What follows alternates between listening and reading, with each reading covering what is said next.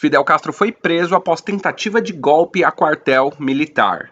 Eu sou o professor Tiago Lima e você é muito bem-vinda, muito bem-vindo ao Babado Histórico aqui na História em Casa, onde eu seleciono algum acontecimento da data de hoje e trago para vocês. Hoje a gente vai lá para o ano de 1953 e vamos ver o que aconteceu em Cuba.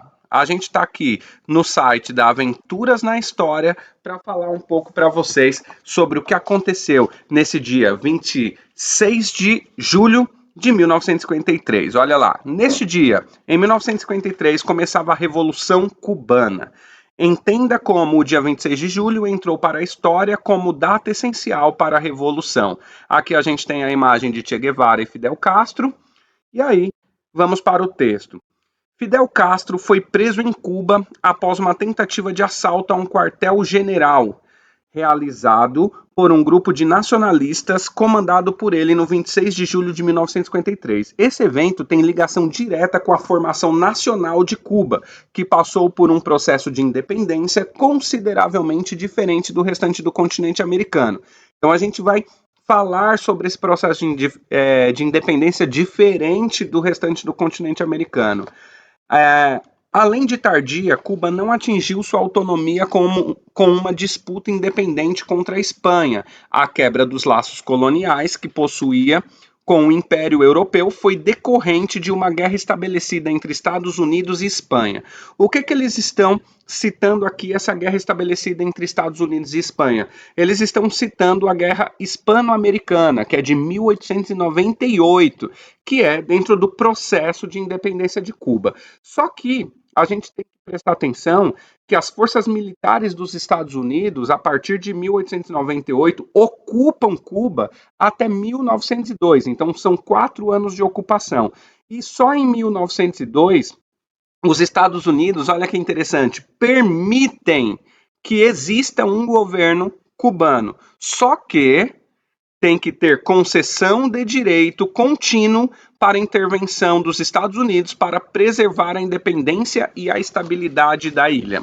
Então vocês prestaram atenção que os Estados Unidos, entre aspas, vai colocar o seu apoio e fazer uma guerra com a Espanha pela independência de Cuba, porém, aí a gente já vê os interesses por trás desses movimentos, né? Então, eles colocam ali uma concessão de direito contínuo à intervenção. Para quê? Para preservar a independência e a estabilidade de Cuba. Mas olha só o que acontece aqui nos parágrafos seguintes.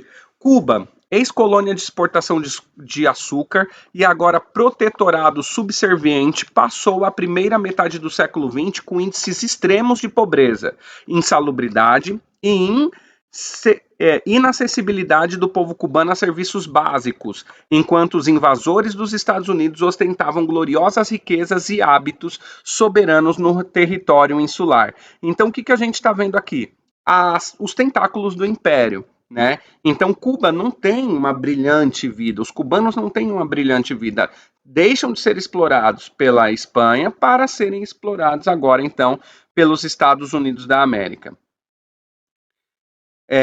O governo de Cuba era facilmente manipulado em favor de interesses dos Estados Unidos, que financiaram a ditadura de Batista em defesa de seus interesses. Esse Batista que surge aqui é Fulgêncio Batista, que foi presidente 2 vezes na ilha. Ele foi presidente de 10 de outubro de 1940 até 1º de junho de 1944 e depois de 10 de março de 1952 até o dia que foi deposto no dia 1º de janeiro de 1959. Que é quando Fidel Castro assume a frente do governo cubano dentro do processo revolucionário. Então a gente segue no texto aqui, ó. Durante assalto em 1953, então a gente vai entender o que está rolando, né? A gente anunciou aqui um assalto e Fidel Castro foi preso. Então, durante o assalto de 53, 165 homens, comandados por Castro, entraram no quartel-general de Moncada, na tentativa de tomar o armamento para a população e iniciar uma revolução com o objetivo de derrubar Batista. Então, olha aqui o pensamento de que nossos adversários, eles estão armados, então a gente precisa de armas para combatê-los, né? Para ficar na mesma linha, para ficar justo essa disputa. O levante, no entanto, resultou em derrota e a maioria dos envolvidos morreram. Fidel, por outro lado, foi condenado a 15 anos de prisão. O evento marca a história do processo revolucionário.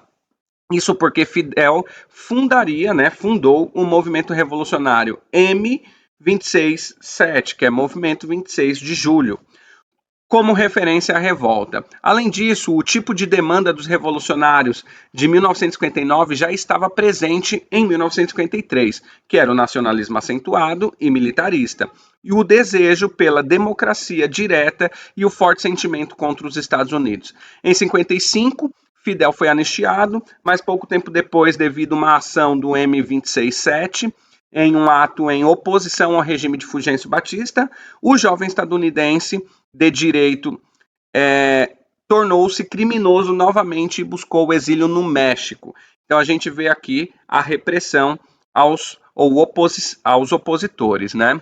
Na cidade do México, ao se reunir com o irmão Raul Castro, Camilo Cienfuegos e Che Guevara, elaboraram o plano de invadir a ilha pelo sul e subir em direção a Havana pelo método de guerrilha. Então foi isso que aconteceu no dia 26 de julho, que entrou para a história. Já que chegamos até aqui, deixa aquele seu like, se inscreva no canal, caso não seja inscrita ou um inscrito, e compartilhe com uma amiga ou com um amigo esse conteúdo. Eu vou ficando por aqui e a gente se vê no próximo Babado Histórico. Abraço!